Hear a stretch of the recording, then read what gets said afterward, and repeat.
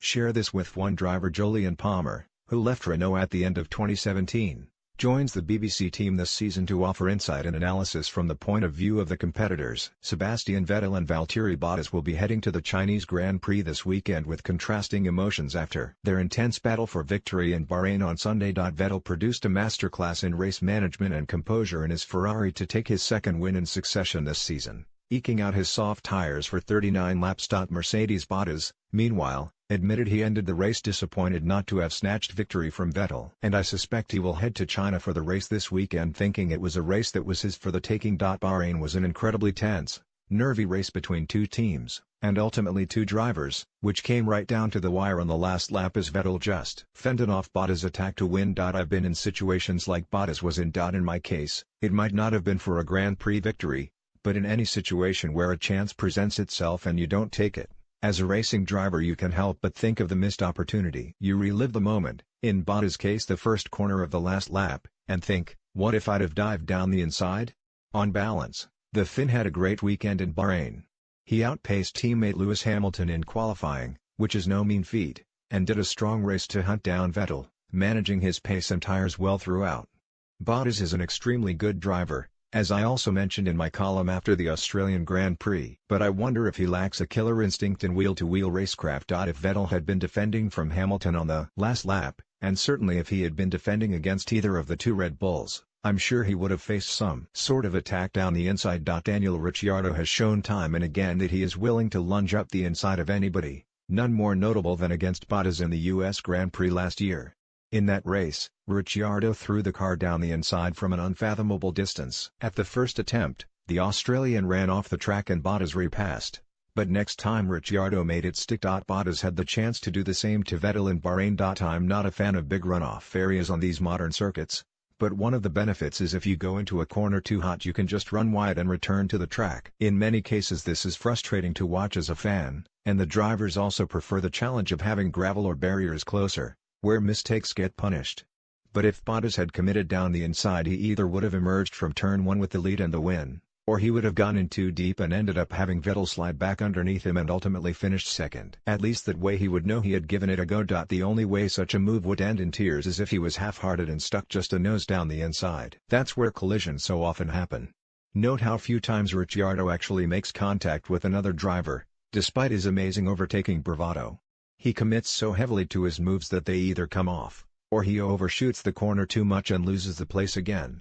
There's so rarely a half-hearted attempt from him, and I'd say he's the true master of the art. Drivers earn reputations in F1 and wheel-to-wheel racing. As a driver you take into account who it is you are fighting with before deciding to defend, attack, chop or lunge. For example, I always knew if I was fighting someone like Kevin Magnussen he would be an extremely tough opponent and not give an inch.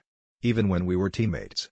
Magnussen had another fantastic weekend, finishing in a well-deserved 5th place, but yet again got stuck in, having contact with Renault's Nico Hülkenberg on lap 1, before more with Toro Rosso's Pierre Gasly on the restart after the virtual safety car. He was perhaps slightly lucky to get away with both of those with the car still intact, but these moments cement his reputation as a feisty racer, and people are a bit more cautious about passing him as a result. Fernando Alonso, of course, is another example of a driver you know will never cede a position without giving 110% to hang on to it if at all possible. And if you see a Red Bull in your mirrors, you know they will have a lunge as soon as possible because of the nature of their two aggressive drivers. That means you sometimes defend unnecessarily and end up getting distracted looking too much in your mirrors, handing the advantage straight to them. I feel Bottas has the reverse effect in F1 at the moment.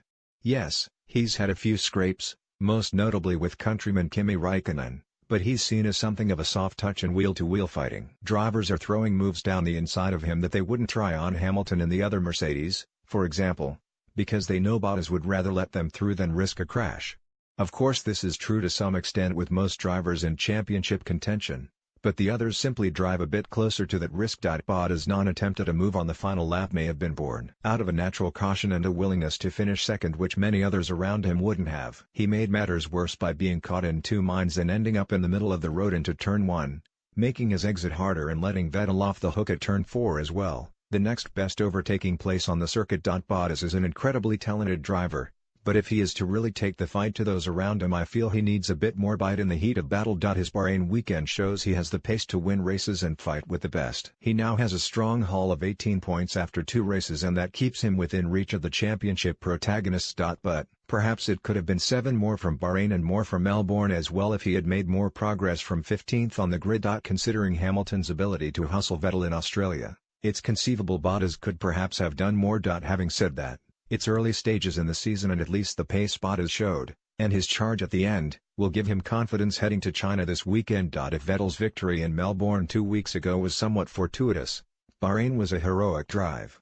Pole to win seems so easy on the face of it, but in reality this was far from it. After struggling throughout practice and qualifying, Mercedes were more than a match for Ferrari on race pace, and once Bottas jumped Raikkonen off the line we were all set up for another Mercedes v Ferrari showdown. Although Vettel led the first stint, Mercedes put Ferrari on the back foot by switching to a one-stop strategy with both cars, forcing the German to eke out his soft tires for 39 long laps. What followed was an absolute masterclass in race management and composure. Vettel declared after the race that the tires were finished and this was evident from the timesheets. As Bottas closed in at the end it seemed inevitable he would take the win on the fresher tires, but Vettel used all of his cunning to keep the last bit of life in his tires and maintain just enough distance to the man behind. There is no more desperate feeling for a driver than being chased down like this in the final laps. You are in a strong position, doing the absolute most you can with what you have, and someone is hunting you and making massive inroads into your advantage. When Vettel was told Bottas' pace towards the end of the race was over a second a lap quicker than his,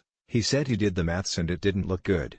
That's an understatement to say the least. It's a horrible feeling, but he kept his head down, focused on his job and did it perfectly. One mistake and Bottas would have snatched this race away from him. Despite Vettel's luck in Melbourne, it was a drive that means his championship lead is fully deserved. Share this with